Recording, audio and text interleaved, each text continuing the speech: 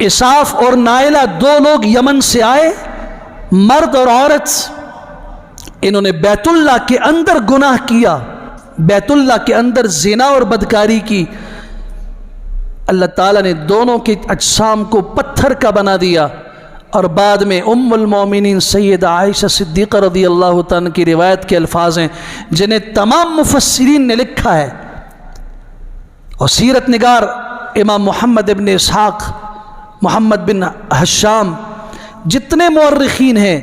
مفسرین ہیں، سب نے لکھا ہے ام المومنین سیدہ عائشہ رضی اللہ تعالیٰ کی سند سے۔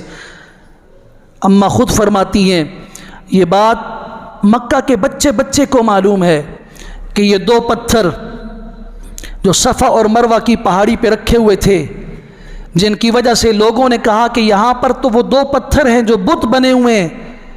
مشرکین مکہ نے اپنے زمانے میں وہاں رکھے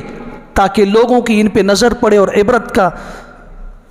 کا نشان ان کو ہمیشہ کے لیے یاد رکھیں، انہیں یاد رہے کہ بیت اللہ کے اندر گناہ کرنے کی سزا کیا ہوتی ہے۔ تو صحابہ کرام نے کہا اللہ کے رسول صلی اللہ علیہ وسلم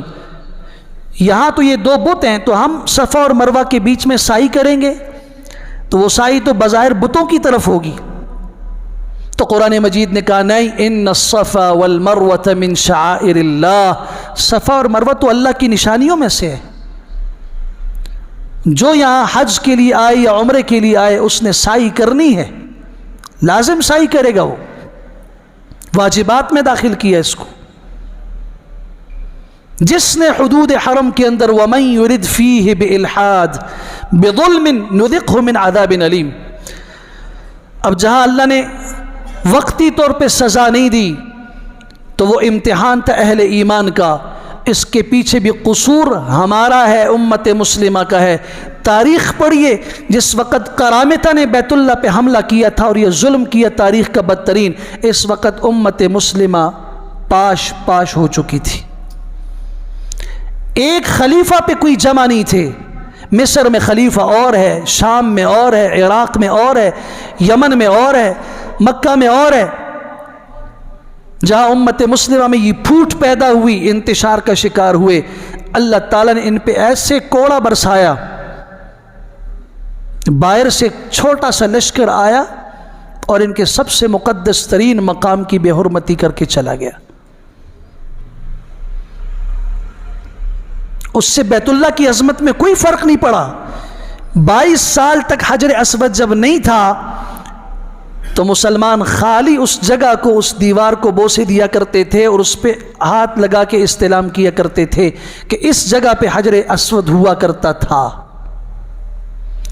جب بیت اللہ میں آگ لگی اور اس کی عمارت منہدم ہو گئی، جب تک بیت اللہ کی عمارت نہیں تھی اس وقت تک طواف ہوتا رہا ہے، اس لیے کہ ہم دیواروں کا طواف نہیں کر رہے، ہم تو اس نسبت کا طواف کر رہے ہیں۔ ہم جو نماز پڑھ رہے ہیں بیت اللہ کی طرف، تو یہ بت سمجھ کر بیت اللہ کی دیواروں کی طرف سجدے نہیں کر رہے، ہم سجدہ اپنے اللہ کو کر رہے ہیں، ہم طواف اپنے اللہ کے ہاں کر رہے ہیں۔